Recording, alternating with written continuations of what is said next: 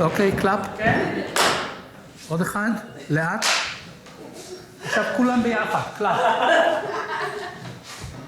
Yeah? Okay.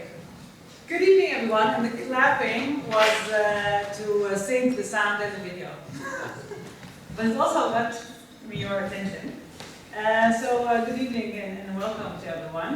My name is Adela Tassiani. I'm one of the co-founders of Gate 48. I think most of you know us. If not, we are a group of critical Israelis in the Netherlands. We started off in 2007, so next year we're hoping to celebrate 10 years of activism in the Netherlands. These evenings always make us really happy because we see so many new faces. So really happy to see people that we know, but also people that we never saw at one of our events. So Gate 48, together with the Solidaire project of Barak Alir, organizing this event. Some people had some questions about this weird name and what kind of project it is. But it is a research project at the University of Amsterdam. It stands for the Social Life of State Deportation Regimes. Unfortunately, Barak couldn't be here, but he invited Oren Yiftachel, our guest of honor tonight, to speak also at the university and also with his students. So we're very happy to have Professor Oren Yiftachel here with us tonight. I'll introduce him a bit. I think perhaps most of you already have an idea about what he's doing. And then I'll give him the floor. And of course, to have a lecture of about 40 minutes. And after that, we will have time for Q&A, obviously. So Professor Yiftachel teaches urban studies and political geography at the Ben-Gurion University in Beersheba, Israel, south of Israel.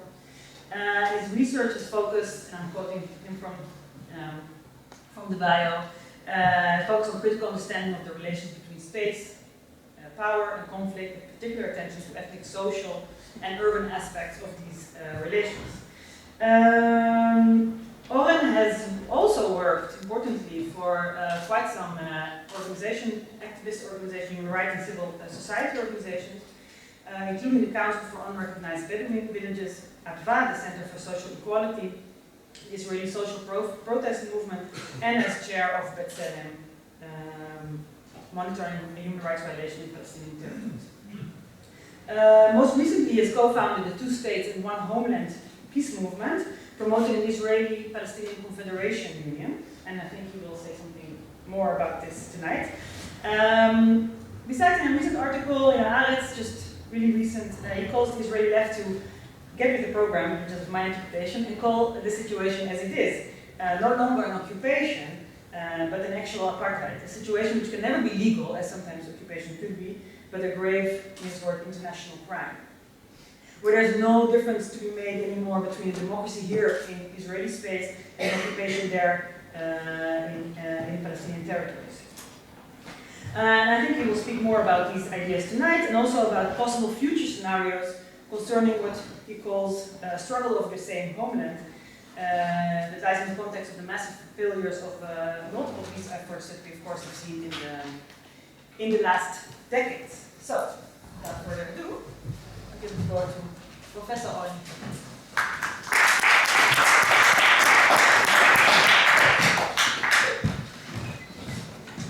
Thank you. Which one of the microphones is? Both of them. Okay. Thank you very much, Arela, and the people at Gate 48.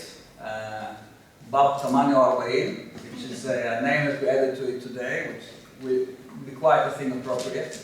I'm glad to be here, and I think beyond the academic endeavors that were very intense and interesting in the University of Amsterdam, I think, and perhaps equally and even more importantly, is what's happening on the land in terms of our life, the politics, the future, which is sliding. It's sliding and it's endangering both the Palestinians, which is quite well known, but it's also endangering the Jewish side, which in the illusion of democracy and power is sometimes oblivious to what's happening, which I call it the process of creeping apartheid. And I think it's very critical that as all these kind of regimes around the world, whether it was Serbia or Northern Ireland or South Africa, that international community gets into action, because usually it takes both internal and external forces to change a situation like this. And I will try to show it to you in some my argument in my lecture today, but also to preface it as a very important time, juncture in history, where Europe, which actually unwillingly perhaps created the Palestinian problem, has to flex its muscle to resolve the Palestinian and the Jewish problem together. And it's not, of course, Europe's responsibility alone, but it has a pivotal role, historical and moral role, and it's, at the moment it's doing very, very little, and in fact could even be compliant to the crimes that are happening in Israel-Palestine. So with putting that up front, let's try and convince you that what I'm saying actually has some currency. So I titled the lecture, The Political Geography, Israel-Palestine, Apartheid or Confederation, Projecting to the Future, putting those two maps there, on the left, Palestinian emblem of the homeland, on the right, the Jewish emblem, and what is striking already that it is the same homeland. And, you know, it's, except the ear of the Golan, yeah, but nonetheless overlapping attachment, histories, belongings, and aspirations over the same homeland, the same territory. And this is quite rare in ethnic conflicts around the world. Usually it's over part of the homeland, and this is a total kind of coexistence. And I think this is why, we'll see at the end, we think that to get to the root of it and to try and mobilize a program that has a possibility of both Palestinians and Jews supporting it, and also some political feasibility, we have to consider and not ignore this attachment to the homeland of Jews and Palestinians, and yet also not ignore the right of both nations to self-determination. And this is why we started this movement, two states, one homeland, which is a type of union or confederation for Israel-Palestine, as a possibility first to imagine, articulate, and then also to break out of the deadlock that is at the moment taking us all down towards an apartheid regime, yet undeclared, but very much the situation on the ground, and I will elaborate on this. So we're getting some currency. We've been working for 3 years. We have about 700 members, Palestinians and Israelis, and recently we had a big article in the BBC. So I put that a couple of weeks ago, and you see on the right mentioning and some of the members, and it goes over quite a few stages. And we'll return to it at the end. Just about myself, I've been doing a lot of research, both internationally and on Israel-Palestine, and some of the books that I've done in recent times, including the book Ethnocracy, and recently with Harvard University Press, the issue of indigenous injustice with Ahmed Amar and Ismail Abu Saad, which is, you'll see, is connected to the argument and to the way I think we need to look at this conflict. Not only is conflict between two national movements, not only is conflict between two classes, but conflict between indigenous people and a settler society. And this is what this book is about indigeneity and settler societies. And also, as Arela mentioned, some of my work in human rights organization, I edited and wrote quite a few of these reports for B'Tselem, a lot about the land, the settlement, and the situation in the West Bank and Gaza. And that's all online, and everybody is accessible to everybody. So let's get into the heart of the lecture. Just a year and a half ago, Mahmoud Abbas, the president of the Palestinian Authority, claimed that the UN... He's not the president of the Palestinian Authority, that's Abdelaziz Bourne. I missed that comment, but let's continue. Abbas, the president of the Palestinian Authority, said in the UN, in a very historical date, we remain steadfast in our goal to declare a Palestinian state in the West Bank and Gaza alongside Israel. Netanyahu, after the recent election, after he wavered a bit and sort of let slip that he thinks there will never be a Palestinian state, suddenly he returned 2 or 3 days after the election, and he said, we stand firm behind our commitment for two states, for two people. So you might ask if leaders of the two national movements agree, and it's also in compliance with international law, with the European Union, with all international decisions, with the Arab League, with the Saudi initiative. Why isn't it happening, right? And this is very much the question that I want to try and answer to. Why isn't a two-state solution happening in Israel-Palestine? Which is so obviously, and everybody thinks so obviously, this is what is the only solution. And I think it's not the only solution. The reason it is not happening since the beginning of Zionism, and maybe you can say since the partition plan in 1947, since the 67 war, and all the efforts in the last 25 years, it actually means something about the root causes of this conflict that have been misread and ignored, and therefore, of course, don't lend themselves to the solution. Why has Israel added, since these statements, a year and a half ago, 60,000 settlers to the West Bank? Why has it nationalized more land against international law? It's part of an international crime. Why has it destroyed big parts of Gaza? If it's so obvious that the two-state solution is coming. And equally, why is Palestinian resistance and terror continuing against Israel? Right? If it's so obvious and everybody agrees that two-state solution is just around the corner, because it is not. And in the lecture, I want to examine that puzzle and to argue that there are four important elements, at least, structural elements that prevent this from happening. First and foremost, it's the process of colonization. Because Israel is a colonial project, and unless we discover it, treat it, and try to decolonize it, there will be no end to the conflict. Because it's not a normal conflict like between Belgium and Holland, or between Germany and France. It's not two nations that vie over a border route or something. It's much more fundamental than that, because it's the same homeland.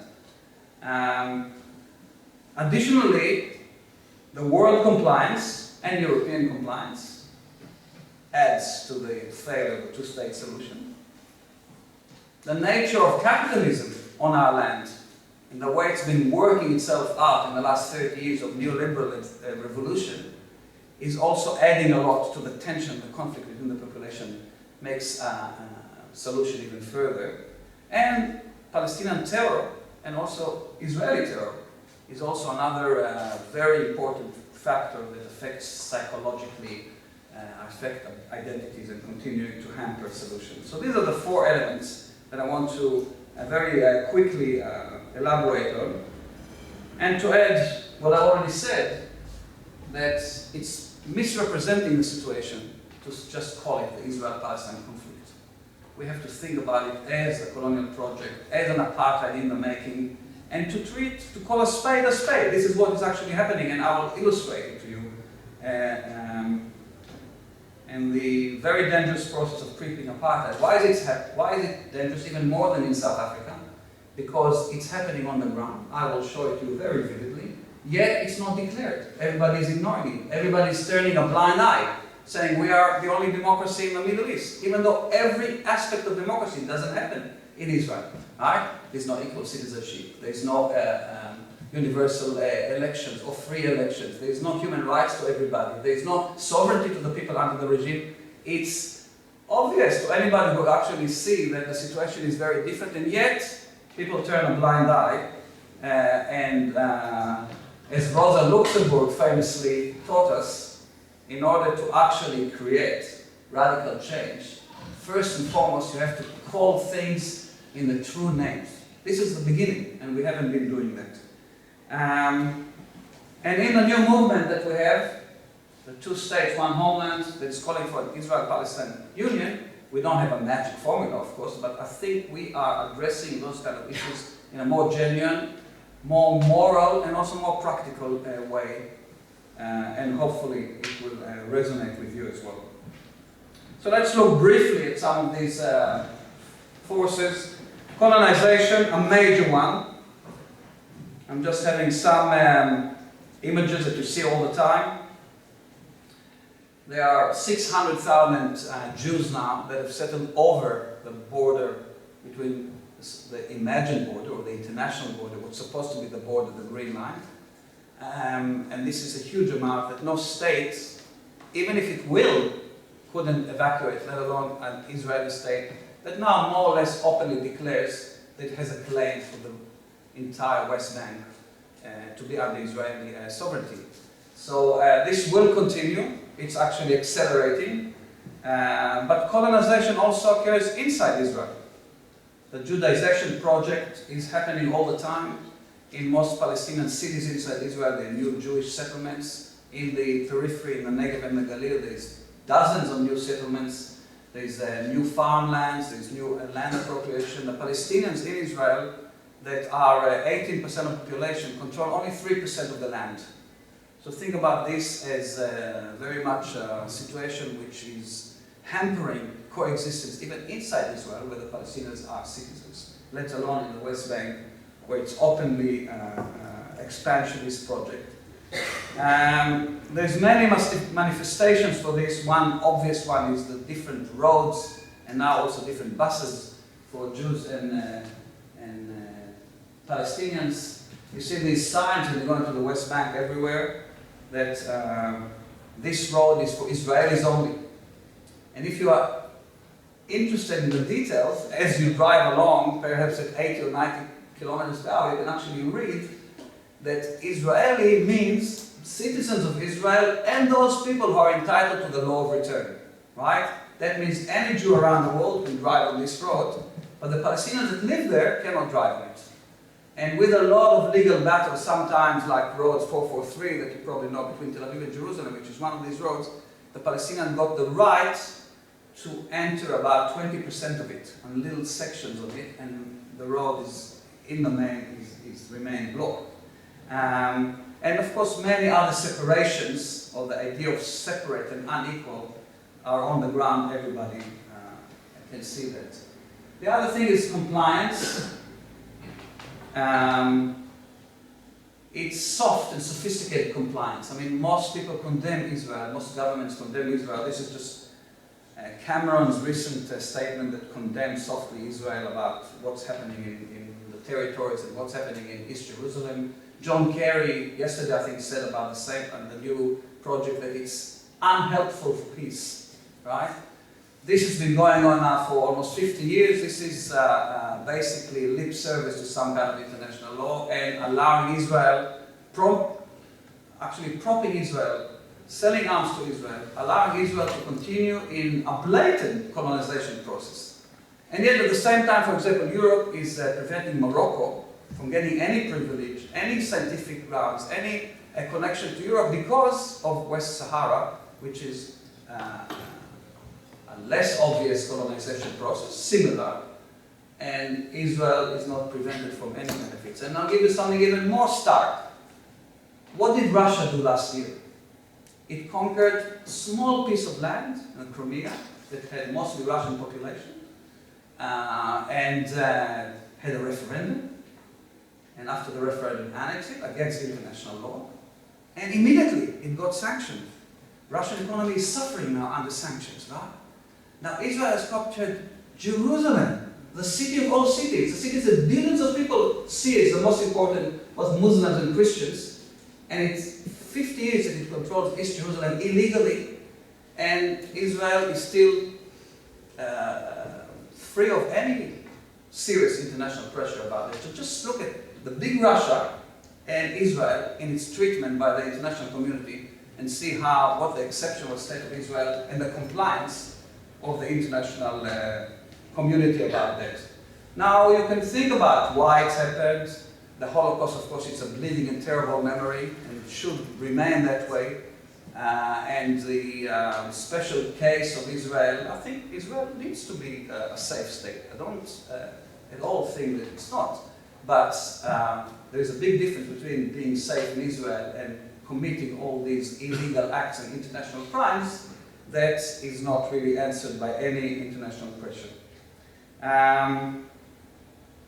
Then there is the issue of capitalism, which I'll not elaborate too much about it, but Israel is among the worst in the OECD in gaps between rich and poor. And as you see on the right there, it's actually the second fastest growing gaps, and the third after Mexico and the United States in the gaps between the classes, and the classes in Israel are very ethnic.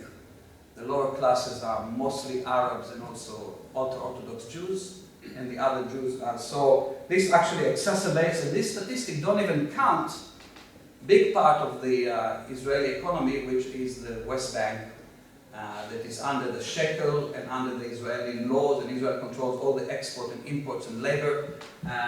So if we look at Israel and the West Bank, look at this graph up to 2010.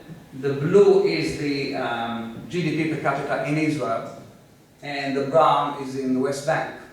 And you see what enormous gaps are creating between the Jews and the Palestinians, very much on the same piece of land. So the economy is playing a big part in incredibly growing tensions between people who the Israelis are part of the international community, very successful. Israel should be proud of its economy, but nonetheless, the Palestinians who are under the same economic regime are blocked from participating in this economy. I'll skip that. And the fourth structural factor is violence and terror. And quite often in analysis, critical left analysis of Israel-Palestine, this is forgotten. But I think the choice of some Palestinian groups to continue and use terror is a big part in the problems that the establishment of the sovereign Palestinian state is happening. It's not the main part, but it has been a resounding failure, not to mention its human rights cost, and not to mention the fact that Israel is also using counter-terror as a state. And what Israel has been doing in Gaza in the last 3 operations, raising, or in Lebanon, raising whole neighborhoods, collective punishments, it's also a reaction to Palestinian terror. And this is where the map on the left is the Hamas bombing, and in the last summer where it reached actually Tel Aviv and the airport, and also Beersheba, and the incredible number of casualties also in Gaza, and the whole discourse around it is very problematic, and this is some of the pictures from Gaza from the last operation. So terror is the fourth factor, if I'm taking a very, very broad-eyed view of what's happening and why the two-state solutions are not happening. But I want to return to my first point is about colonization. And to look at how Israel-Palestine has progressed in 6 main stages, historical, geographical stages. And to see how it's actually quite similar to other settler colonial societies. Surely some of there are differences. Surely the Jews are not the British Empire or the French Empire, not even the Dutch Empire, right? But nonetheless, for the Palestinians, the people that came from outside the land and claim it, appropriated it, settled it, and pushed the Palestinian out, it's the main factor on the ground. So for the first half of the 20th century, I call it colonization of refugees. Jews are more or less being driven into the homeland, right? They're driven out of Europe, they're driven out of the Arab world into the homeland. And this is a whole story that a lot of you know. Before the Holocaust, after the Holocaust, a nationalist revolution in the Arab world, Jews are forced almost to go into the homeland and colonize it. Up to 48, it's a different story to some extent. And then in 48, 49, we have the Nakba. We have a process of what we call today ethnic cleansing. Is very important, not anything that should be forgotten or glossed over. And I'm glad this place is called Gate 48 because every Palestinian or every person that seriously wants to address the relation between Jews and Palestinians has to address 1948. It is a major point in history. As you see, it changed the geography, it changed the demography, and it continues to bleed. In many aspects of society, 48 is still alive. Now I'm working, for example, in the last 10 years with a Bedouin society in the south, and half of this society still doesn't have water, roads, schools, electricity. They're unrecognized because of events that began in 1948.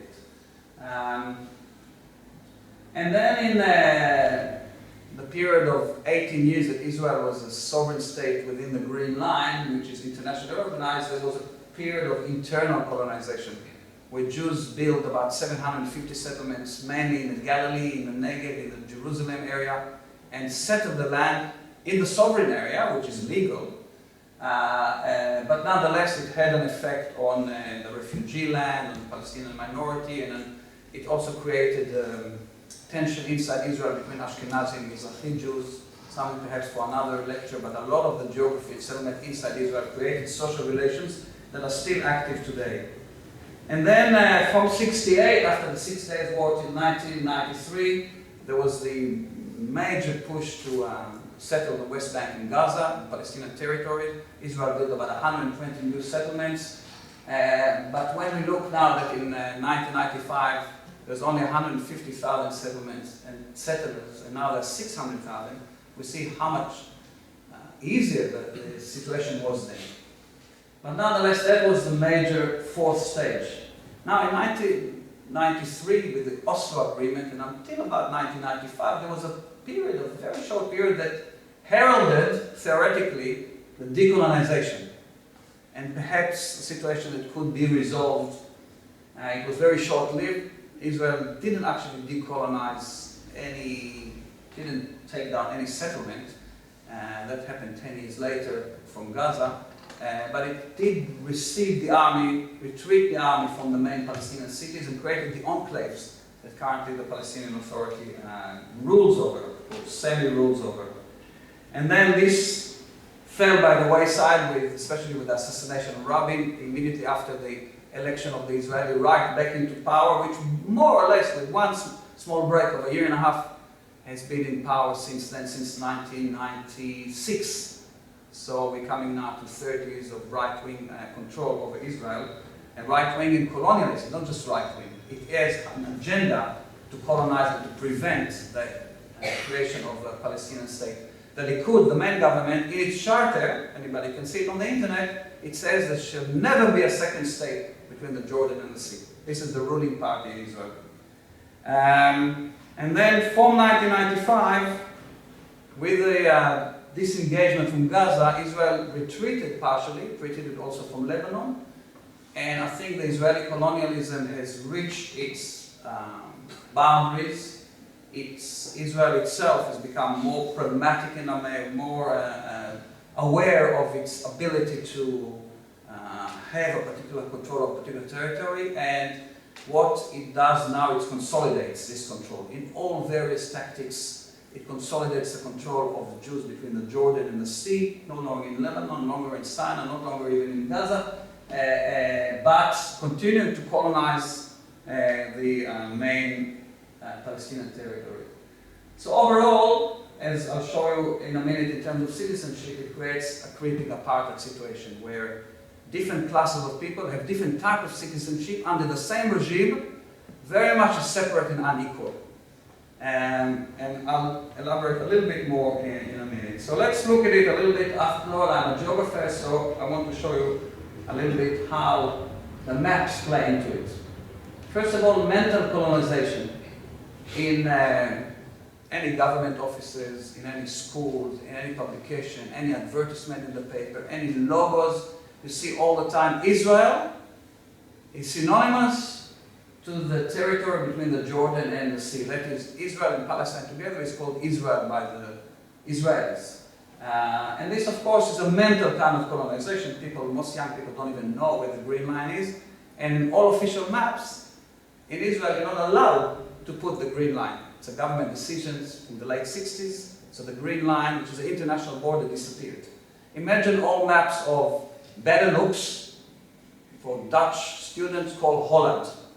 No Belgium, no Luxembourg there, and no borders, and it's all called Holland. I know a lot of Dutch people would like that, and there's a history of Dutch people controlling Belgium, but this is what's happening now and everywhere you go. Just in the last election, they caught Netanyahu, casting a vote, and you see the map behind him.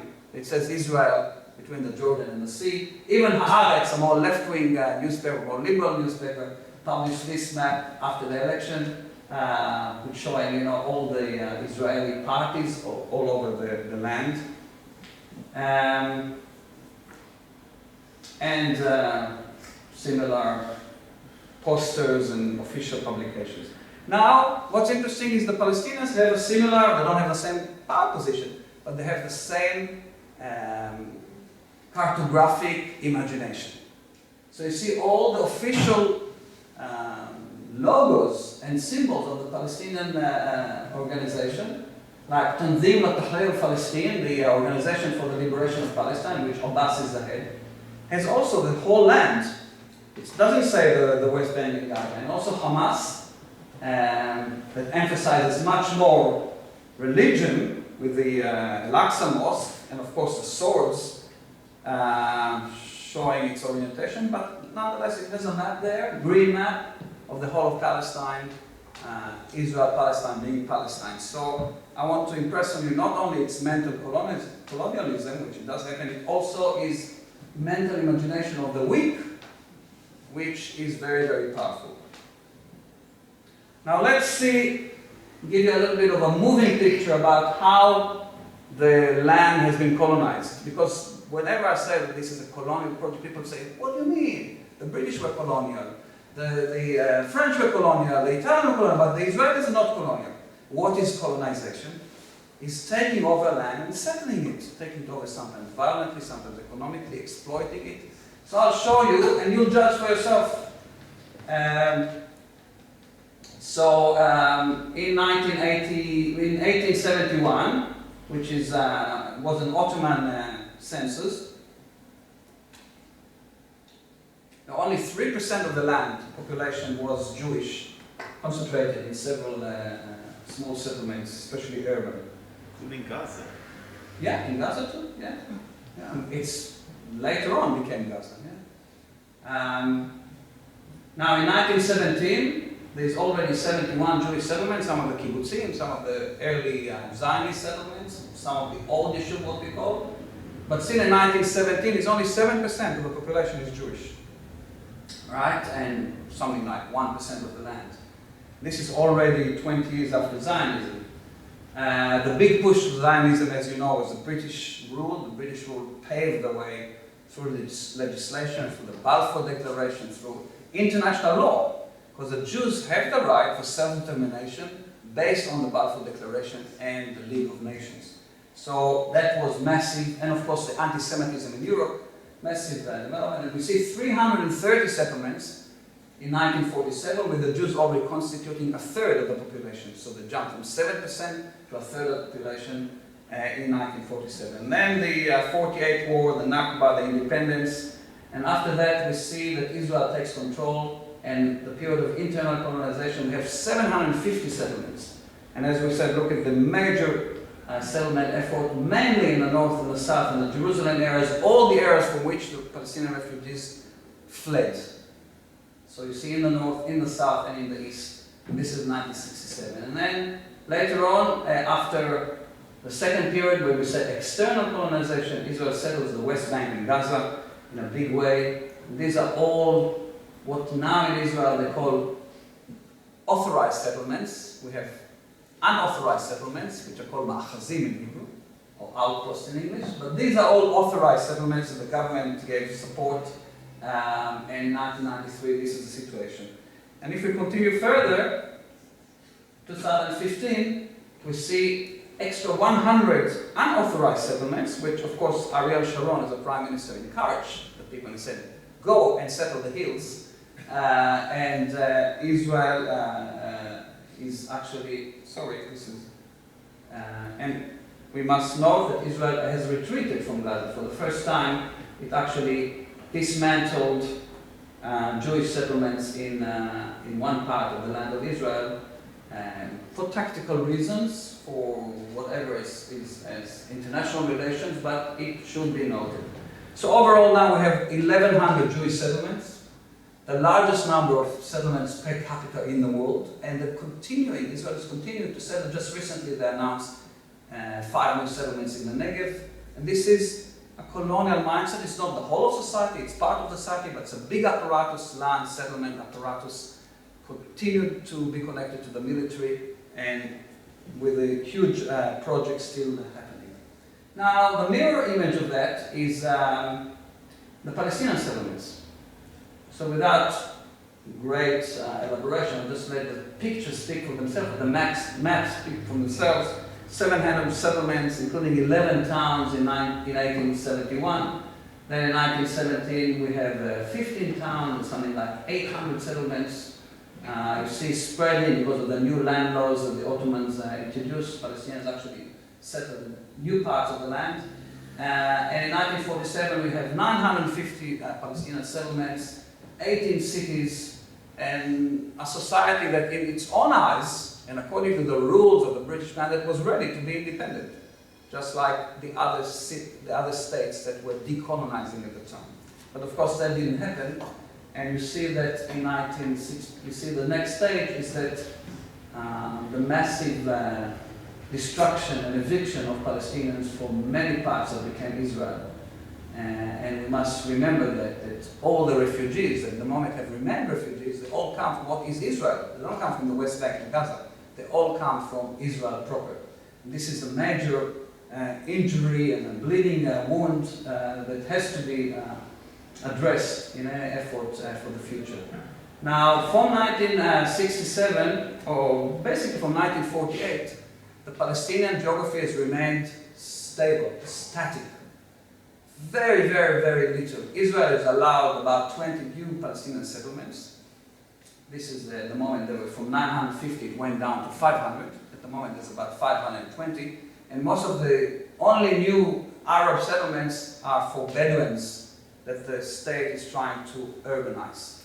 Other than that, not even one new settlement that the Palestinians have initiated and has been allowed to take place. So this is a frozen kind of geography, very much controlled. And what you can see is that it's becoming more urbanized, the settlements grow, the demography grows, but in the same geography. This is why many Palestinians feel they live in enclaves, ghettos, or something when they say open air prison, because there is no possibility of expansion, because the side that is expanding is the Jewish side. And now when we do both, you see the picture together. 1871, the red is Jewish, the green is the Palestinians, and 1917 a few more Jews, still only 7% of the population. 1947 much more, already after the Holocaust, and already the Jews for the right for self-determination. And in 1967 you see this happening, and then the Jews start to settle over the Green Line, over the state borders, and in 2015 we have the two intertwined populations. 1.6 million Palestinians inside Israel, 600,000 Jews inside what's supposed to be Palestine, and population geography that is very difficult to imagine as being broken into two states for two nations, which is a slogan that people keep mentioning as a solution for Israel-Palestine. So this series of maps that I was helped by some of my students doing that. I mean, I cannot take the credit, but it shows very powerfully both the way this land has been colonized and continues to be colonized, but it also shows that the two-state solution, as is imagined, as the saying Israel, we are here and they are there, is impractical. It's impractical and perhaps even unjust. And if we take the example of Gaza, which is a mini kind of experiment, it failed miserably. Because the states, Palestinian state, if by any sort of miracle will be created now, it will be an isolated, enclaved, weak, poor state, will be surrounded by Israeli security, and will be a new Gaza. The situation will be a continuation of the conflict, rather than, or maybe a respite, but not genuine peace that can happen between two states. So this is the geography and the experience of Gaza, I think, shows that the traditional two-state solution is not recommended, not just, and impractical at the moment. And this is the map as it happens now in terms of land. You see on the left, the white areas are land that has been Judaized, that is registered as Jewish land, whether Israeli or Jewish. And you see the green enclaves as being the Palestinian land, dark green in the West Bank and Gaza, light green inside Israel. And as you see on the right, we already talked about the 1100 localities, etc. But you'll see that Jewish land covers 85% of the landmass area between the Jordan and the sea. Now the Jews are about 50% of the population, they control 85% of the land. The Palestinians are about 50% of the population, they control 15% of the land. The Palestinians inside Israel are 18% of the population, as I said, and control 3% of the land. This is unsustainable, unequal.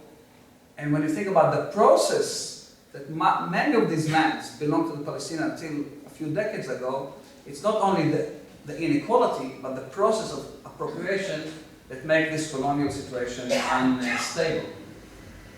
It also resembles very much the situation that was in South Africa.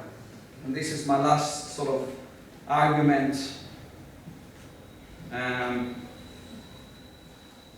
So you see these two maps together, Israel-Palestine now, with the Palestinian enclaves covering 15% of the land, and the black Bantustans until 1992 in South Africa covered 13% of the land.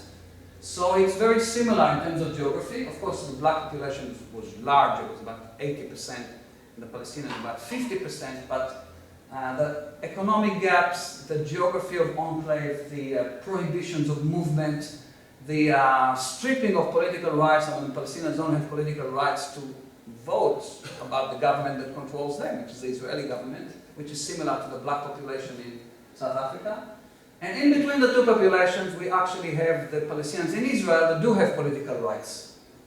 So what I say that, and I'll skip it to the next slide, the process that I call creeping apartheid is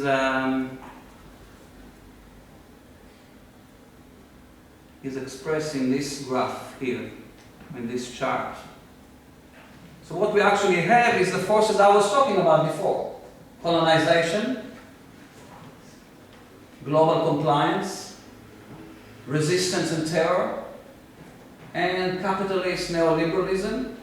They actually create, through violence, through law, through land, through economy, through politics, three basic types of citizenship, which means the package of rights and powers that a person has under a government. White, colored, and black, and recently also foreign. But the three basic ones, the Jews are under white, full citizenship on all the land, wherever they are, in the West Bank or in Israel, wherever they are. The colors are the Palestinians in Israel. They have partial rights. They're better off than the Palestinians in the territories, but they don't have full rights, but they have some kind of political representation. And the black population, in inverted comma, are the Palestinians that are disenfranchised. They don't have representation in the Israeli regime. They have some access to the Israeli courts. They're totally controlling their birth, death, access, mobility, labor, and yet they're considered to be in their own sort of independent, like the Palestinian Authority, like that has a president and a flag and everything, very much like some of the Bantustans say. It's not identical to the Bantustans, but it's not dissimilar. And I put the foreign there because Israel has something between 400,000 and 500,000 people that are neither Arab nor Jews now, that are foreign labor, asylum seekers, that are a big part of our economy now, and perhaps emerging as a fourth type of citizenship. So this is creeping apartheid. This is endangering our society. This creates a lot of tension. This doesn't have the conflict resolution mechanism that democracy has, that everybody has representation, and basically we swap violence to debates in the parliament or in the courts. A lot of big population in Israel, more than half of the population, don't have political representation. We have, for all intents and purposes, we're close to minority rule, and we cannot ignore it. So what do you do? So there's two parts to the end of ending this lecture, is what you can do and what we're doing. Okay, under this unbearable situation, what can the EU and Holland do? And and basically not accept the situation and try to mobilize against what is basically something that Europe has a lot of historical responsibility. And in an unkind way, Europe is reminded in the last year that it's not at all disconnected from the Middle East and from the conflict. And that is through terror and through refugees, and there's responsibility also for the people of Europe to help what's happening in Israel, Palestine, and the Middle East to stabilize the situation. Obviously, facilitate dialogue, conferences, this is what we're doing here. Retract privileges. I already talked about Morocco that has lost its privileges. I'm not even talking about sanctions, but privileges that Israel has that very few other countries outside the European Union get. Change the discourse. We must call spade spade. We must look at what's happening and call it by its name. And as we said, military occupation quite often can be legal if it has the right international relations and if it has the right international decision, and if it's temporary, it can be legal. But what's happening in Israel-Palestine is no longer occupation. Occupation is military, it's external, and it's temporary under any law book that you open. And yet, the Israeli control of the West Bank is almost the opposite. It's become civil, right? It's internal to Israel because the West Bank settlers are part of the Israeli politics and part of the government, right? And it's permanent. Nobody's going anywhere. So the language has to change. And the language of colonialism and apartheid, it's not only better in terms of morality, it's not in terms of politics, it is better, but it's also more accurate. And in the name of accuracy, in the name of actually reflecting what's happening, it has to be called that way. Now, I've been doing it for the last 10 years. I've received a lot of abuse on that, but I maintain to a lot of people, prove me wrong. Don't call me names, prove me wrong. And the discourse has to change. Just think about women's rights, right? That was ridiculed when women wanted to change the discourse and change their rights. The term sexual harassment, it just came in the last 2 decades or whatever, and also revolutionized a lot of the equality between men and women. The same here. I think we have to stick to a discourse that will have resonance on the ground, but also has a political potential to change the situation. So EU can start, Holland can start that. Why doesn't the city of Amsterdam declare that they think Israel has an apartheid control over the Palestinians? After all, apartheid comes from Dutch, right? So you know the meaning. And this is where, and that could lead later to what Europe does so well. You know that Europe imposes sanctions on 44 countries around the world? 44 countries, Afghanistan, in Congo, in South America.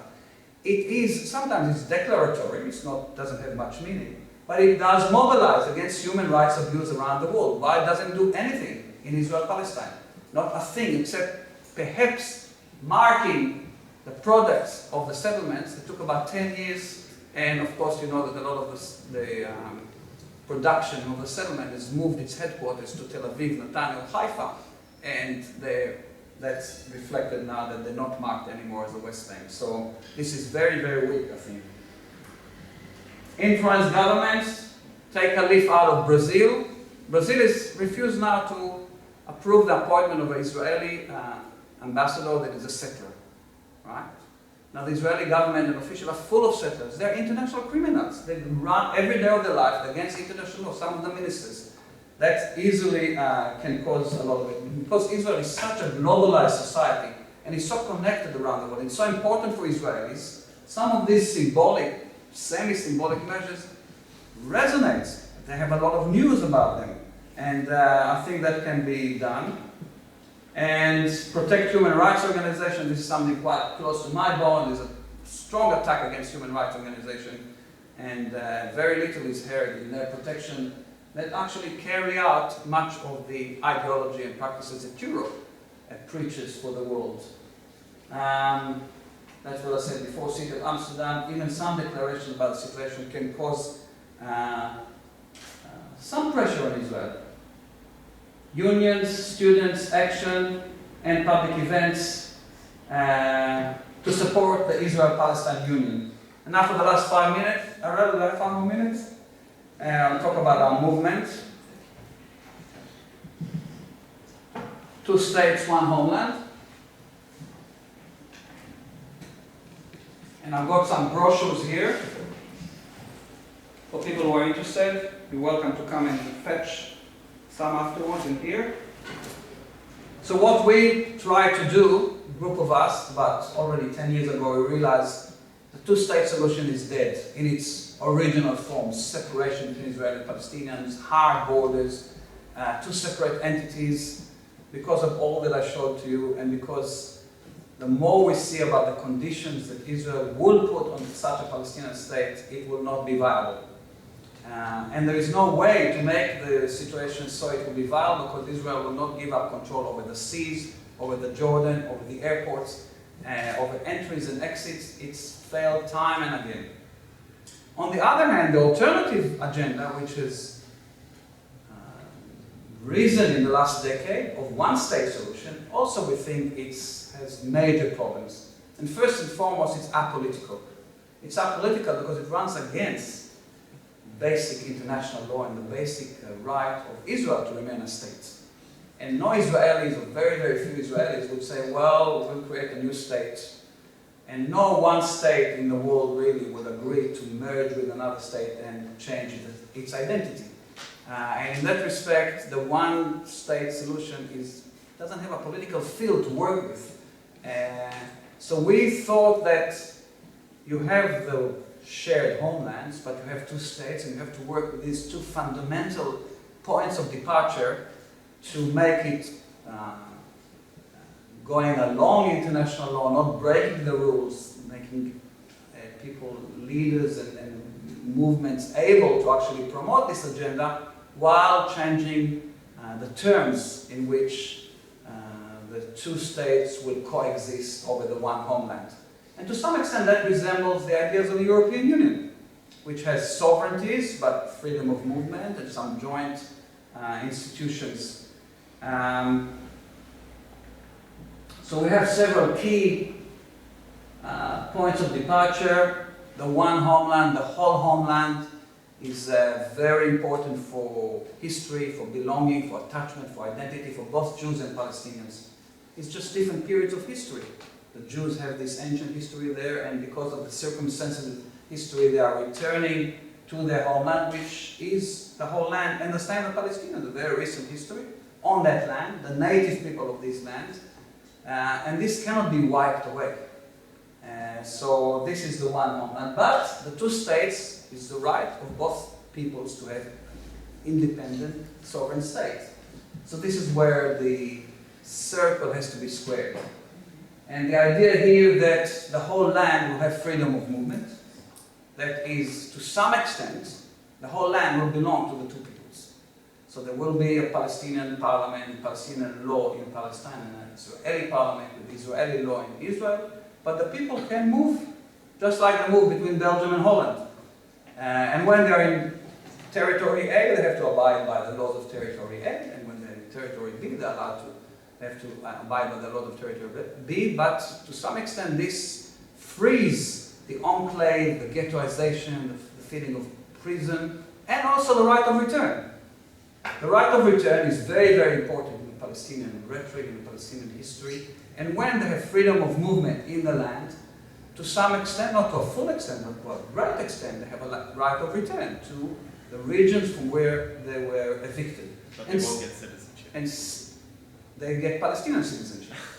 Palestinian citizenship that they hold to, just like a Dutch person can go to Belgium and be a Dutch citizen and be a resident of Belgium. Right? And there will be also a union kind of membership or citizenship which will hold certain rights, and we think High Court of Human Rights and certain other economic rights that will be valid everywhere. And Jerusalem will be a joint city, not a divided city, joint capital, perhaps some kind of like a Brussels model that is a joint capital with special institutions that will govern it as the quintessential global city in important to all religions especially, but also to very much to Israelis and Palestinians. And the program has received a lot of attention, a lot of support from the right and from the left. It's interesting. For example, one of our supporters is Reuven Rivlin, who is associated with the right, sometimes with the extreme right, but the liberal right in Israel-Palestine. Another one has come in supporting a program is Dov Hanin and some of the communist socialists. So it cuts the spectrum that normally left and right. And also among the Palestinians, there's a lot of interest. Abu Allah, for example, as the previous prime minister said, this is the only practical solution. But yet we are in the beginning. We don't claim to have too much influence yet, but it's growing all the time. And Palestinians will be able to settle in old land? so I'll just finish, about 2 more slides. So we envisage it in a couple of stages. In the beginning we have sovereign Palestine, sovereign Israel, and capital region of Jerusalem with some kind of a joint council that will have some responsibilities over environment, over labor migration, over relatively unemotional issues. Like the European Union started with steel and coal, and then it thickened up. And it will have control over the West Bank and Gaza, the Palestinians. The Israelis will have control over these key groups that might have a multicultural kind of constitution. But then over the years, if it's successful and give us a period of, say, a decade without violence, it can thicken up and become, so the Joint Council will have more responsibilities. Maybe it will have, more ability to shift resources between rich and poor. It will control immigration policy. It will have environmental enforcement and human rights. Sovereign Palestine and sovereign Israel, of course, will become, I think, more decentralized, a bit more multicultural, and hopefully Jerusalem will become what it promises to be, the city of peace and one of the major metropolitan regions of the world, where West meets East and where the mundane every day meets the sacred and divine. So instead of walls that a lot of people, including the Labour Party in Israel, promises us, actually it's, I think, time to start lifting the walls and to finish with that, oh sorry, I'm going backwards. To finish with one of the heroes, tragic heroes of our history, which is Samson, that instead of pushing and destroying the Palestinians and killing him and the others, as happened in the Bible, and this is the thing what's happening now with the expanding Israel, actually say, wait a minute before you destroy. Have you thought about the Palestinian-Israeli Union, which might prevent the destruction of the land and the people? Thank you very much.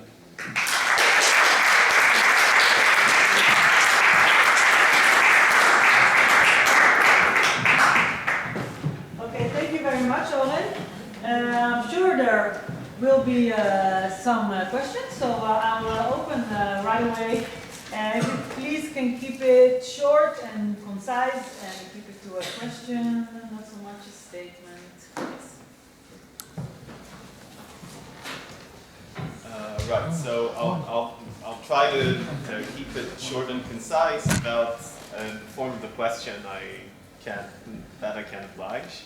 I think Professor Yiftachel is ignoring in his presentation of the subject and in his vision, or his movement's vision, the nature of states in general and the dominant states in the world today and in the world of 60 or 70 years ago when Israel was legitimized by the United States and nations. So I'm not going to give a counter lecture on the nature of states, but they are instruments of ruling classes to control populations. They are not controlled by their populaces and do not generally serve their interests. And I think it is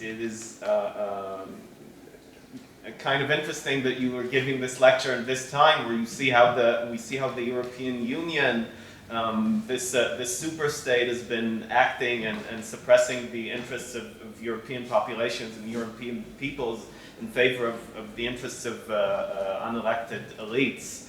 And in the formation of Israel, when these states allowed the Zionist movements to form its own state on about 55% of the land, with a minority of close to 50% Palestinians, which had most of the land then, it was essentially a green light to the carrying out of the ethnic cleansing of that time. So if we ask ourselves how come the US or Europe are looking the other way for the past several decades, or for long decades before that, it is because that is essentially what they want. They might want things to be stabler, but this colonial project is their colonial project by proxy.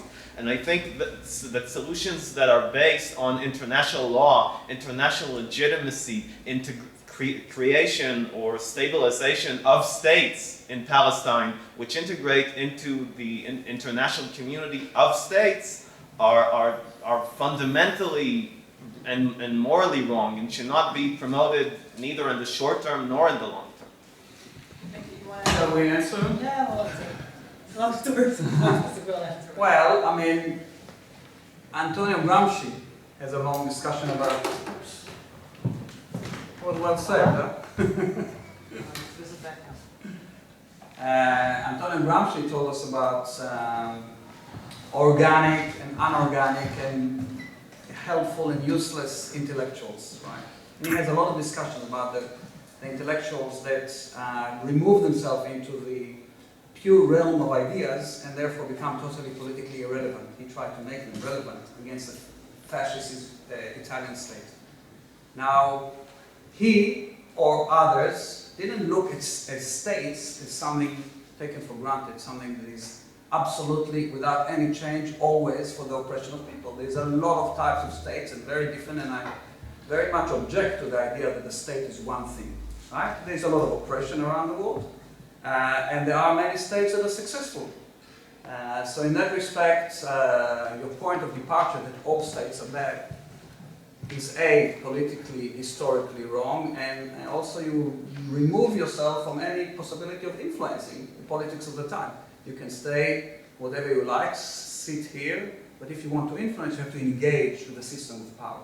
This is what we're trying to do.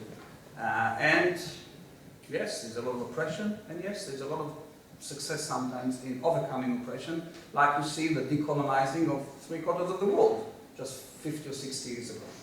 Now, the EU, I see it all the time and I hear it all the time.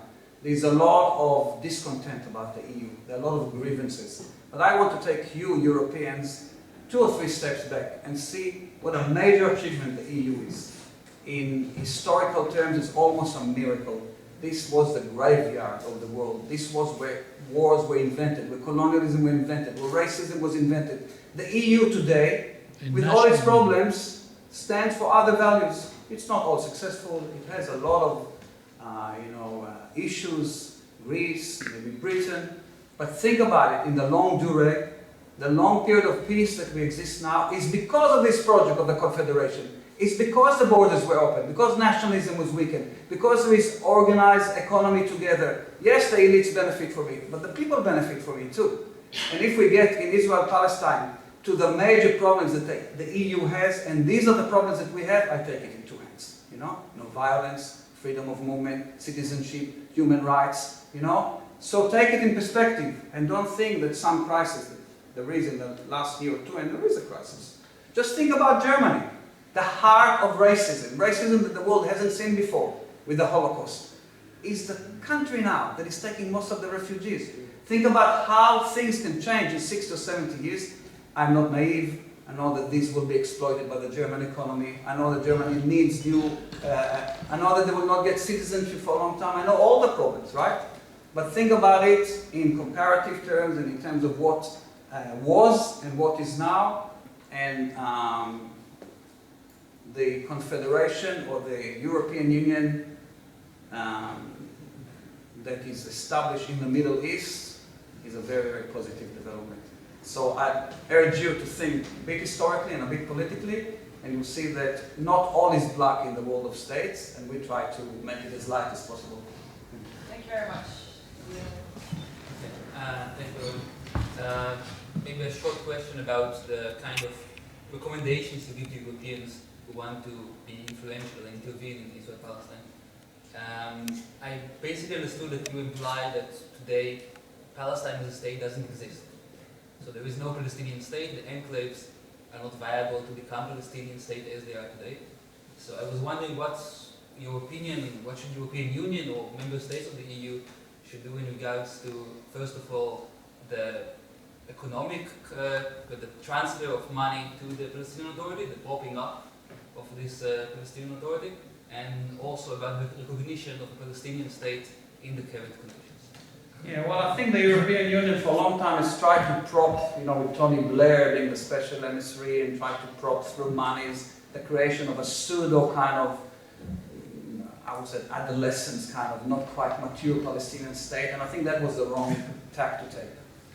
Eva Luz wrote an article a couple of years ago about comparing the situation in Israel-Palestine to a slave and a master, right? And Europe has tried to help the slave a bit, give the slave a bit more food, and maybe less working hours, and maybe less weight to carry. But it hasn't treated the master. So the slave will continue to be a slave.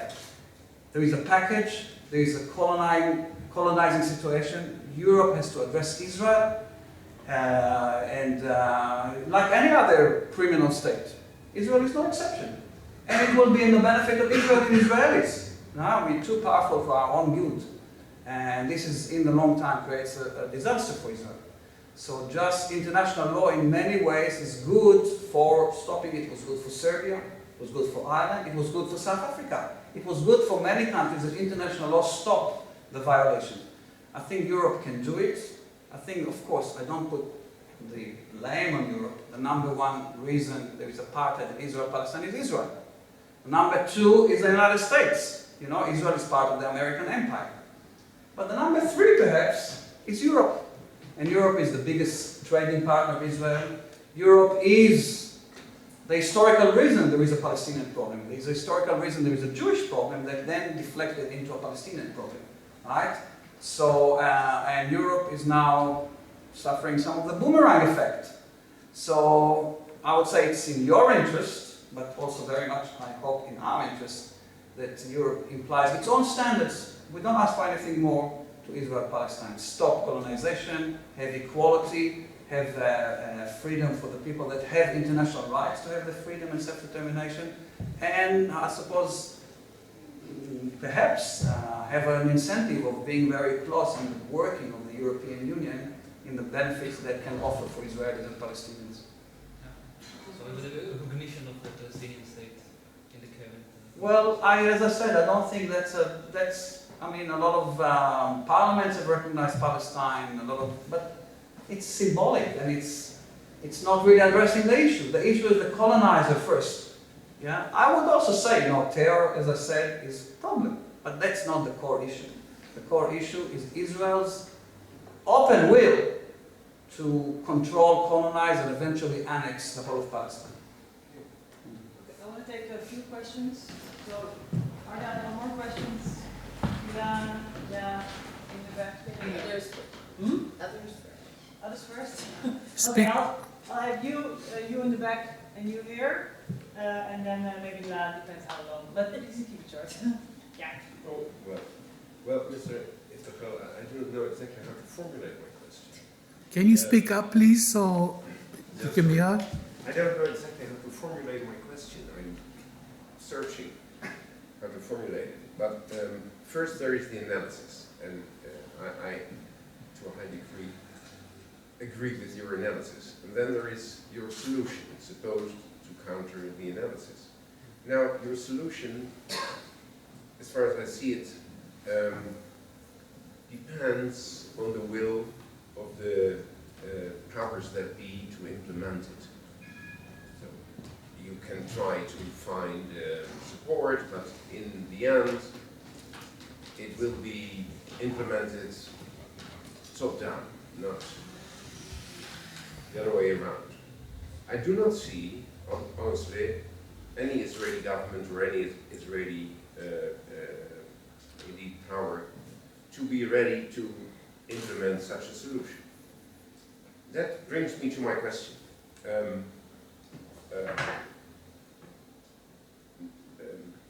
Doubting the possibility that there will come a solution by Israel itself, I would like to defend utmost pressure from the outside on the Israeli state, on the Israeli government, on Israel as a country. Maybe you have worked it into your ideas about what the EU or Dutch could do, but I would like to see, from my point of view, a much more outspoken idea about pressure being brought upon the state of Israel in order to let it pay a price for what is going on. So I would like you to say something about such an idea. I think you, I'll just get some.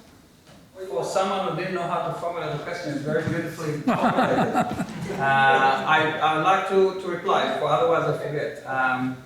First of all, you're right. You know, the implementation is, there is not a template here how to implement it. But what I tell you, and that's why I stress that there is support for this from the right, not just from the left, is that Israel has a major headache. To some extent, it's caught in its own power. I said we're too powerful for our own good. A lot of Israelis don't want to be colonizers. They don't want apartheid. But they're caught in the situation because of the settlement, because of Jerusalem, and Rabin assassination is a warning sign, and no politician after Rabin is willing to do half of what Rabin, they're scared. There is an undeclared civil war inside Israel between very, very well-armed and very organized settlement sphere and its allies and the rest of the population. So what our plan, which I didn't go into all the details, offers to them is a way out. Is a way out because our plan keeps the settlement in their place. Now the nightmare of Israel, the nightmare is to try and evacuate settlements. And if you remember 11 years ago, Israel evacuated 7,000 people, just 7,000 from the Gaza Gush Katif. And it was a whole drama that continues until now. Still, some of the settlers are still in caravan, are still claiming the state deserted them, etc. It was a nightmare for 7,000, not for 600,000. Okay? So with some sort of political and geographical manipulation, people say maybe only half will have to evacuate because of the fiction. It's called settlement blocks. It's just a fiction. But even if you go to 300,000, it will tear Israel apart. It's not at all possible. And there will be armed resistance by the settlers themselves. So when in a plan, you say you can stay. And the Palestinians, many of the Palestinians agree to it, because if they get freedom of movement, and if the settlers pay for the land, which they stole, but if they pay the full price for it, and there will be anti-Palestinian sovereignty, first of all, the main colonizing project fails, because it is to prevent Palestinian sovereignty. If there is Palestinian sovereignty, the idea of a colonial rule ends. A lot of the settlers will leave. All the surveys that we say, saying 60–70% of settlers will leave under such conditions, but it's a very different situation where you have a choice or whether you're forced and uprooted. So in that respect, it gives a lot of people from the right, like Rivlin or like Gilad Gamliel, that voiced her support in us, a way out. They said, you have a choice, A, B, or C, we're not evacuating you. If you want to live back into the Green Line, you can do that. And I think the majority will do it. But in large settlements, especially the ultra-Orthodox, like Beitar Illit or like Pes Ariel and Ma'ale Adumim, where they can have their own council and they all continue their way of life uninterrupted, they will stay because they want their homes and they will not be interrupted. So this is one thing. The other thing is Jerusalem. All Israelis know that the fact that Israel declares day and night that Jerusalem is united and Jewish, they declare it day and night because it's not, right? Normally you don't have to declare something that's obvious, right? I don't declare every day and night that I'm 1.85 m. Everybody can see that I'm 1.85 m, right? When you declare day and night, this city is Jewish and Jewish and Jewish, they know that it's not, right? So this united Jerusalem, that will be Jewish and Palestinian, but very much Jewish part of East Jerusalem will stay, and the city will be united, and the holy places will be accessible to the Jews. That's another project of the right this plan supports. And not that the traditional two-state, which is separation, and the Jews detach themselves for the historical and religious sites. So in some respect, it allows a way out of an impossible situation. For the Palestinians, it's the right of return. No Palestinian leader can give up the right of return. So this, in a way, this kind of union, confederation, freedom of movement is, to a great extent, a right of return, differently to each person coming back to the house, but the space opens to the Palestinians. So in that respect, don't underestimate the political possibilities of a union that allows both the Palestinian right and the Israeli right a way out. And of course, I hope that the left on both sides, that is interested in human rights, democracy, equality, will also support it. So in that respect, it's not so difficult to think that it's not just more moral, but it's more practical and more implementable. And it needs some leaders to actually take it into the political arena, but they could have a lot of success by saying, hey, I have a new plan which is actually more practical, because it basically says, keep this geography, just change the rule. Because at the moment, all the plans are about uprooting and changing the geography, which is a nightmare. This was the situation. About what Europe and the other, I think I spelled it out quite well. It's sanctioned, it's banning, it's threatening, it's facilitating dialogue, it's all the things that you do to a state that is stepping out of line. It's a criminal state. Why do you do it to Afghanistan, or to Syria, and to Russia, and to Serbia, and to Morocco, and not to Israel? Why? I think the idea of the good Zionism was to be like all other nations. So let's be like all other nations and abide by the international rules. Yeah. Okay, I'm going to try to have you two together. Please keep it short. Because I have some other questions.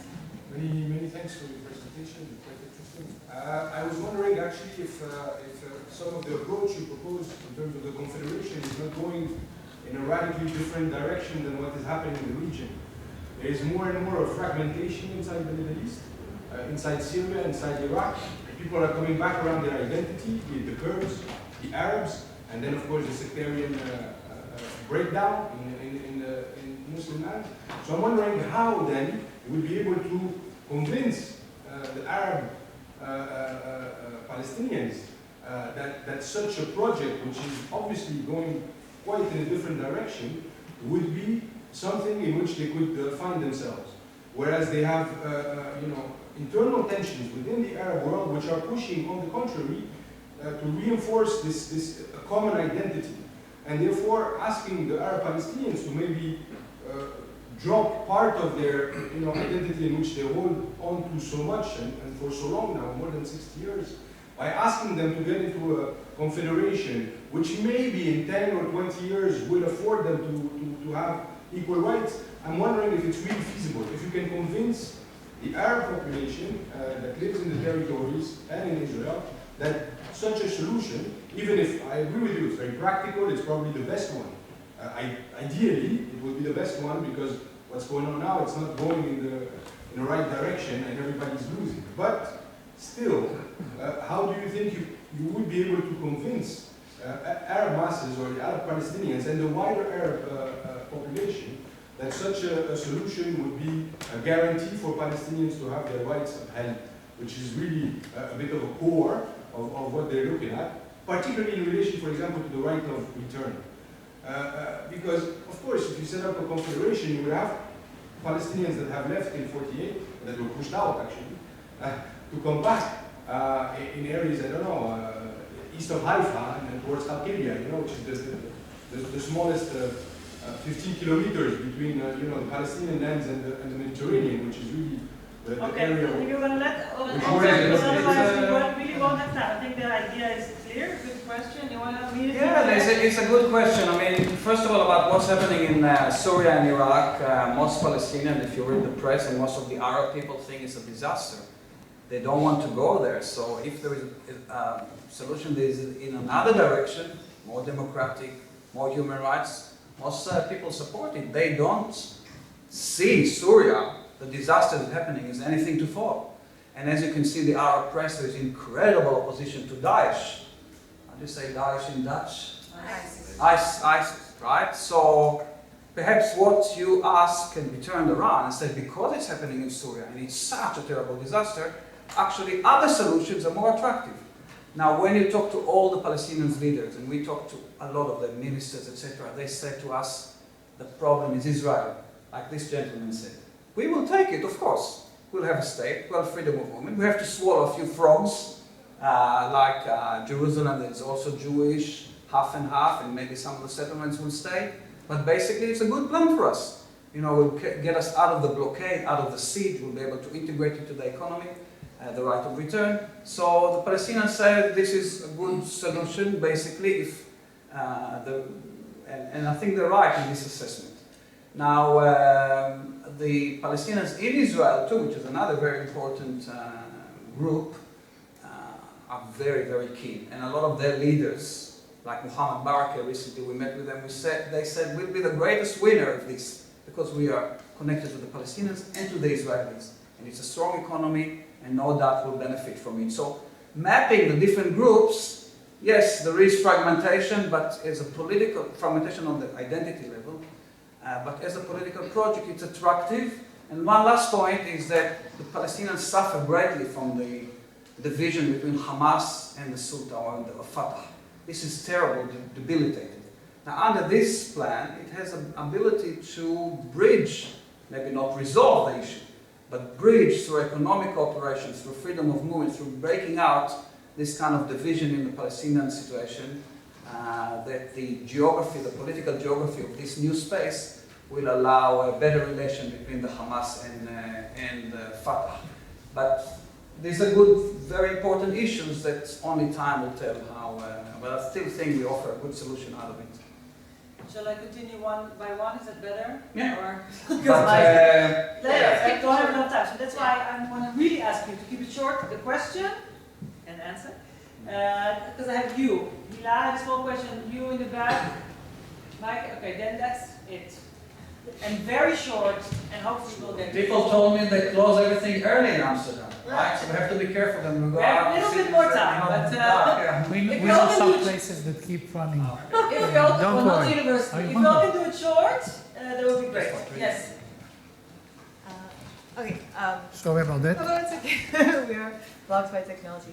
I want to say thank you very much for the lecture, and I was curious to ask in your proposal if you think in maintaining a binary solution, you potentially have the problem that within each side somehow you replicate a kind of disenfranchised and privileged parts of the population. And for example, I noticed in the besides Jerusalem, there's still the portrayal of Israel and Palestine as kind of united entities. And I was wondering if there would be potentially another way to approach the territorial self-governance that also addresses kind of very, very mosaic-like pattern of population. So I think in the long term it's possible. It's possible that this confederation could lead to a federation over time, like happened in Switzerland or Canada, or places that were confederated, two nations, and it became more of a federation. But I think it's not true that this is a binary kind of solution. I mean, what's on the table in terms of international law is extreme binarism. Palestinian self-determination, Israeli self-determination, close borders between them, etc., etc. And this has a lot of other bridges. First of all, the Union will have economic, environmental, whatever institutions that will be joined. Jerusalem will be joined. Freedom of movement will be joined. I'm sure a lot of economic activity will be joined. The danger exists because it's still a capitalist system that the gaps will remain very high, like I showed you in the graph, that the Israeli economy is 20 times stronger than the Palestinians. I think probably logically it will close a little bit, but there is a danger of class tension. But I think of all the possibilities that we have to hold, we cannot wish away rights that exist in international law. You know, if you're a real anarchist, perhaps you say stuff it. I don't care about the UN, I don't care about international law, I just behave in the world the way I'm like Daesh, like ISIS do, right? But this is where the project doesn't have an horizon. In this time and in this place, until we have a different political setting, we have to play by the rules, but take them to their limit.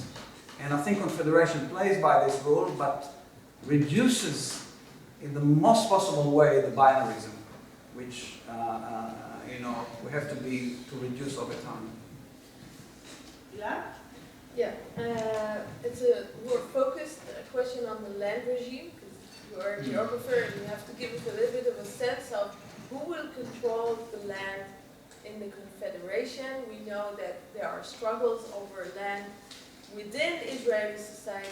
We have privatization of land, we have real estate moguls that control the land, developers, etc. So, and those who suffer from the current land regime within Israel are mostly the weak parts of the population, and gradually also the middle class, the Israeli middle class. So, what's the vision for control over land? Who will control it? How will it be distributed? And how the two populations, the Palestinians and, let's say, the weakest populations in Israel, who a lot of them are sitting on Palestinian land, absentee properties, how do you avoid a clash over land claims? Well, I think it's a key aspect of, and it's also my expertise totally, so I can give you a 10-hour lecture about the land regime and how it's changed and it's definitely currently very unequal, very unjust, and it's part of the process. We have point 9 and 10 in our manifesto, is the whole process of reconciliations through material redistribution. So obviously this has to be done. We have another point about all damages caused by the conflict will be corrected wherever possible without causing new injustices, right? So if someone in good faith purchased land from the Israeli state and the state didn't tell her that it was Palestinian land, and that happens quite often, she will not be evicted, but the Palestinian will get the land confiscation in another place, right? And this is where a lot of refugee crises around the world, most notably Bosnia recently, this is the line that they took. Everybody will be compensated. All the people that lost property will, I think rightly so. But the people that are already there also have rights. And in Cyprus recently we have a few very important cases in that respect. And there is no question that beyond the compensation, the restitution, we also have a question of social justice. And that the economy of the Confederation and the two states will have to address that. And so far, on both societies, but especially in Israel, it's totally been neglected. Despite social movement, despite a lot of protests, Israel is becoming one of the worst societies in terms of wild capitalist inequality. And that, again, I think, will be assisted with the colonial conflict calming down a bit and more forces, more political energy towards addressing the class war that exists in Israel. That the very thin layer of very powerful capitalists, through the land system, through the high-tech system, through the financial institution, is daily robbing off our children and the middle and lower classes. So this is something that, you cannot address everything in this, but I think it will help putting the energies into more just redistribution in Israel and I'm sure also in Palestine. Yeah, I wanted to go back to your answer to the question of that gentleman. You said when the people in the settlements realize that they are going to be under the sovereignty of the Palestinian Authority, that 60 or 70% will go back, will leave. But what about, I think that there's another scenario that you could imagine, which is they realize what's happening, and they say, no, this isn't right, this isn't what I want, and that they mobilize and they take over the apparatus of occupation, and they simply take over the West Bank, right? And Europe isn't going to do anything about it. Israel will not do anything about it.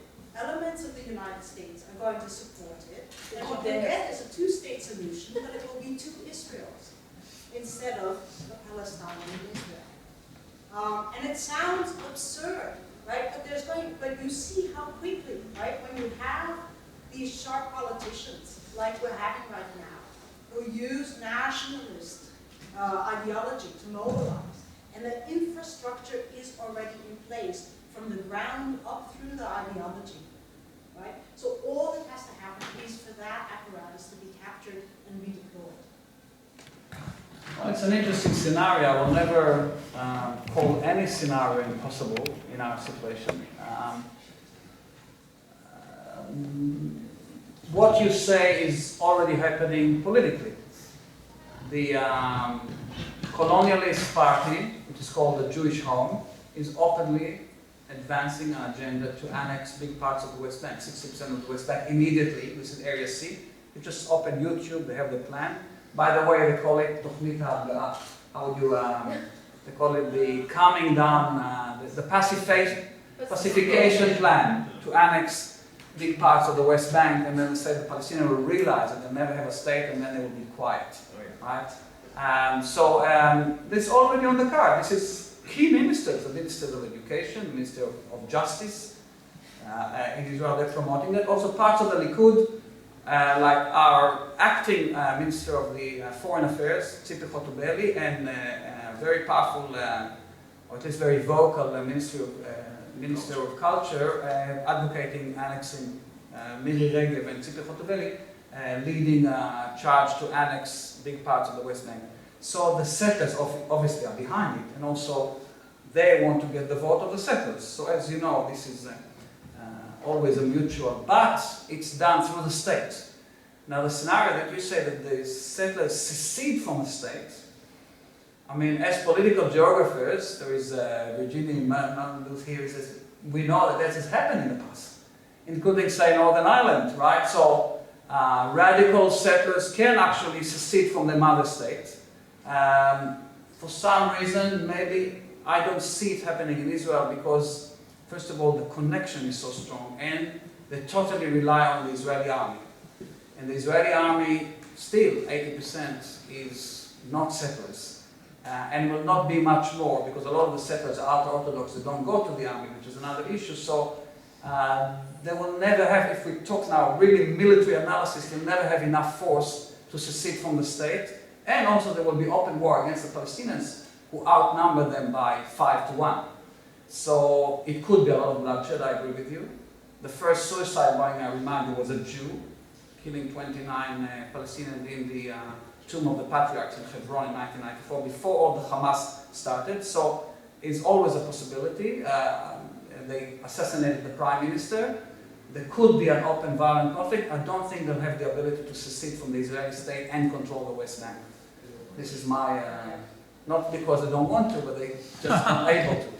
We have two very, very small questions. They promised me with nodding. So I'll take them both. Mike and you. I have to choose because I have two very short questions. I hear there's a plan to establish a new Palestinian city near Akko. Do you know something about Yeah, that? Tantor, yeah. No, I don't know the name, but It's called Tantor, yeah. Do you know something? Yeah, like Makar, yeah. Near Makar, yeah. And what do Israelis say, where if you talk about the cooperation, about their safety, if there's free movement for everyone? Well, Tantur is we say in Hebrew a statement that it's called lag larash, like you scorn at the poor. So they try to throw a few crumbs at the Palestinians, and basically the Palestinian city inside Israel is a very good idea. There's a lot of Palestinians that are looking not to live in the traditional society, to urbanize, to mobilize, and they don't have where to. And of course what Israel did in 1948, apart from evicting a lot of the Palestinians, is destroy Palestinian urbanism. Palestine was the most urbanized society in the Middle East. It had Jaffa, it had Haifa, it had Jerusalem, it had very Nazareth thriving cities, and at the moment Palestinian society almost is without urbanism. So I think a city is a good idea, but not the way they propose it, which is a tiny area between the Makar and Deida and the road. And I think the mood now among the Palestinian leaders is, yes, it's a good idea, not there. So this is a detailed question. The other question was about security, of course, it's a major issue. We commissioned a group of experts from the Herzliya think tank on security, and we have reports about it that they actually think that this is doable security-wise. And a few generals sat in this committee, and they said that if Israel and Palestine control the external borders, controlling the population inside against terrorism is quite easy, so they say. But there will be security issues, no doubt, especially when Gaza will open as it should open. It should totally open Gaza. The Gazans have the same rights as anybody else. There could be some Hamas people that try to disrupt through terrorism. They've done that in the past. But overall, as we know, terror grows always on some kind of conditions, discontent, oppression, and occupation. And over time, we see all these places where there was extreme terrorism quietens down, the situation calms down. So hopefully, security will not be a big issue. Yeah, thanks very quickly. So on one hand, we have Palestinians who can rely on Israeli products because of history of dispossession. So 90% of the products that you can rely on are made in Israel. This is on one end. On the second end, you have money from Israel, from the flourishing economy from Israel, due to the dispossession that I was talking about, that is often buying elite or authorities, Palestinian authorities. And this is linked to what you were calling the monopoly, the expansion of market linked to this colonial expansion. And so I was wondering how in such a monopoly of economy, so economic monopoly, but also warfare monopoly, where the army is just the Israeli army, you can see your very utopian view of having two states in such an environment. Well, you know, the economic inequalities, as I said, are a major issue, but they're not the issue. They are important, and I think any state or two states or confederation that wants a viable, thriving society will have to address the issue of socioeconomic gaps, and part of it is fighting against the monopolies. I'm not very optimistic about it because capitalism is rooted very strongly. It's corrupt kind of capitalism, both in Israel and in Palestine. But I would like to also add that a lot of the Israeli wealth and economic success is not premised on Palestinian dispossession. Israel should be proud. It has a lot of entrepreneurs, a lot of high-tech, a lot of other economic development that is not related so much to the conflict. But you're right that part of the economy, especially the military hardware, the surveillance, the spying, and the selling of weapons is related to the conflict. So I think in that respect, if the conflict dies down, some of these activities will weaken. They'll not disappear, they'll weaken. And perhaps other activities that Palestinians will also be able to benefit from will strengthen. I know one professor in our university that all the time studies scenarios about tourism. That at the moment Israel-Palestine, which is incredibly attractive to billions of people around the world because of its history, because of the sacred sites, because of the beautiful landscape. He tells me all the time that Israel and Palestine together have only a fifth of the number of tourists that come to Barcelona alone a year. Okay? So when you relax the situation, for example, tourism industry, I'm sure will be able to thrive for both Palestinians and Israelis. This is just one example of new economies that can flourish without, of course, underestimating the constant danger of the capitalist elites to monopolize everything in their favor. And we have to do politics against it. Okay, thank you very much. Thank you.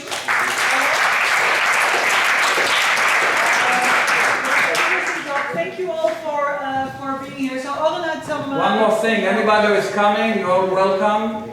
In the Negev, we come from the Negev, from Beersheba, there is a tradition that all visitors can stay for 3 days without asking them why they came. This is a Bedouin tradition. Okay. So use it, but make sure that you come and work for peace. Thank you. Oren, this is for you, some very delicious chocolate, I have to say. Oren had some information leaflets. Yeah, those leaflets, please take them. Yeah, we have some for Gate 48, some information about our organization.